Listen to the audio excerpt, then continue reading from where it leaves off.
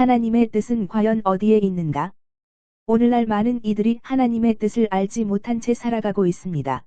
비록 안다 할지라도 하나님의 뜻과는 관계없는 삶을 살고 있습니다. 하나님의 뜻을 알든 모르든 우리는 생활해 나가면서 절망적인 상황과 혹은 이해하기 어려운 일을 겪게 되면 우리는 마음속으로 이렇게 질문합니다. 하나님의 뜻은 과연 어디에 있는가? 하나님은 왜 이런 일이 일어나도록 했으며 이런 일들을 통하여 무엇을 하려 하시는가? 하나님의 뜻은 하나님의 마음이나 생각을 가리킵니다. 성경에서는 하나님의 뜻을 주의 뜻, 아버지의 뜻으로 표현합니다. 모든 피조물은 하나님의 뜻에 따라 지음을 받았기에 하나님의 뜻에 따라 존재한다고 계시록 4장 11절에 기록되어 있습니다. 사람의 생명, 나라의 흥망성쇠, 동식물의 생사 등 모든 것들이 하나님이 정하신 뜻에 따라 움직입니다. 공기를 구성하는 질소와 산소의 비율이 일정하지 않는다면 우리는 숨을 쉴 수 없습니다. 땅 위에 존재하는 모든 동물과 생물체는 존재할 수도 없습니다. 그렇다면 우리는 모든 생물체를 존재케 하신 하나님의 뜻을 어떻게 알 수 있을까요? 우리를 향하신 하나님의 뜻은 무엇이며 그 하나님의 뜻에 대하여 어떻게 반응해야 할까요? 구약시대에는 우림과 둠밈의 판결법이 있었습니다. 출애굽기 28장 30절, 신명기 33장 8절. 이는 우림과 둠밈이라고 부르는 매끈한 돌이나 금속으로 만든 주사위 같은 것을 평소에는 제사장이 흉패 안에 보관하다가 중대한 결정이 필요할 때 제비를 뽑아서 하나님의 뜻을 발견한 방법입니다. 여호수아서를 보면 가나안을 정복한 이스라엘은 제비 뽑기를 통해 각 지파마다 땅을 분배했습니다. 제비 뽑기는 신약시대의 교회가 설립되기 직전에 가롯 유다를 대신할 사도가 누구인지 알기 위해서도 사용한 방법입니다.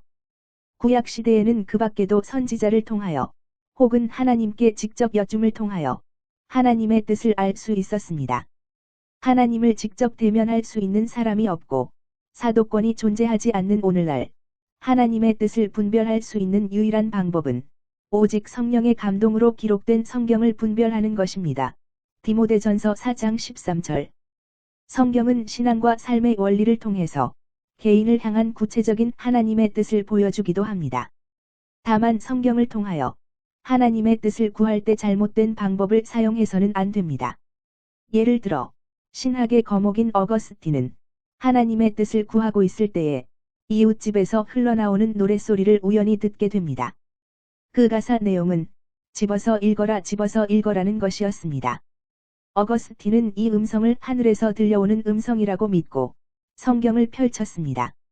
첫눈에 보이는 말씀은 방탕과 술 취하지 말며 음란과 호색하지 말며 쟁토와 시기하지 말고 오직 주 예수 그리스도로 옷 입고 정욕을 위하여 육신의 일을 도모하지 말라는 로마서 13장 13절, 14절의 말씀이었습니다. 그 말씀을 읽는 순간 어거스틴의 마음속에는 기쁨이 넘치고 모든 어두움이 순식간에 사라졌다고 합니다. 대표적인 종교개혁자인 마르틴 루터는 1512년에 비텐베르크 대학에서 신학 박사 학위를 받은 후 교수로서 신학 강의를 했지만 그의 신앙적 갈등은 여전했습니다. 그러던 어느 날 로마서의 한 구절이 그의 마음을 사로잡았습니다. 복음에는 하나님의 의가 나타나서 믿음으로 믿음에 이르게 하나니 기록된 바 오직 의인은 믿음으로 말미암아 살리라 함과 같으니라. 로마서 1장 17절.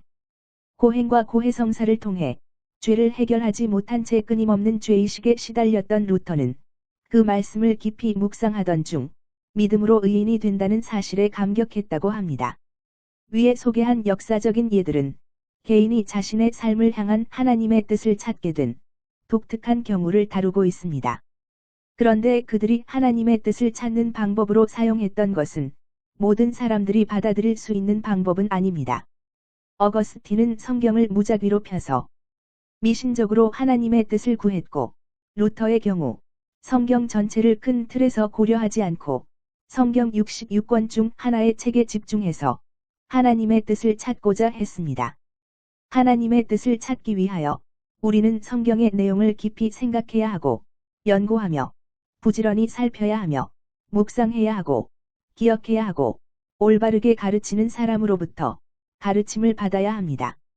무엇보다도 지나친 주관적 견해나 경험적 이해, 상징적 해석에 빠지지 않고 성경의 큰 맥락 속에서 부분을 이해하고 서로 상반되는 것처럼 보이는 개념들을 균형적으로 이해할 수 있어야 합니다. 성급하게 판단하지 않고 오랜 시간에 걸쳐 지속적인 노력을 기울여 하나님의 뜻을 발견할 때 올바른 선택과 판단을 할 수 있습니다. 그렇다면 성경을 통해서 발견할 수 있는 하나님의 뜻이 지닌 특징은 무엇일까요? 하나님의 뜻 또는 하나님의 작정이란 하나님이 미리 계획하신 것을 의미합니다. 하나님은 영원 전부터 거룩하신 뜻대로 앞으로 될 일들을 자유롭고 일관성 있게 계획하셨습니다. 하나님은 영광과 찬송을 받기 위해 우리를 창조하시고 구속, 즉 속량하셨습니다. 이사야 43장 7절, 고린도전서 10장 31절. 성경에 기록된 모든 말씀이 하나님의 뜻이지만 명확하게 드러난 하나님의 뜻은 그리스도인의 믿음, 요한일서 2장 3절로 6절, 사랑, 요한일서 4장 7절, 8절, 소망입니다. 사랑하라, 전도하라, 거룩하라는 가르침은 모든 성도를 향한 하나님의 보편적인 뜻입니다. 우리를 향하신 하나님의 크신 뜻은 우리가 항상 기뻐하고 범사에 감사하며 쉬지 않고 기도하는 것입니다. 데살로니가전서 5장 16절로 18절. 우리는 성경을 통해 넓은 의미의 하나님의 뜻을 알 수 있고 또 이미 알고 있습니다. 성경을 읽고 묵상하는 삶을 통하여 하나님이 기뻐하시는 일이 무엇인지, 하나님께서 싫어하는 일이 무엇인지를 알 수 있습니다.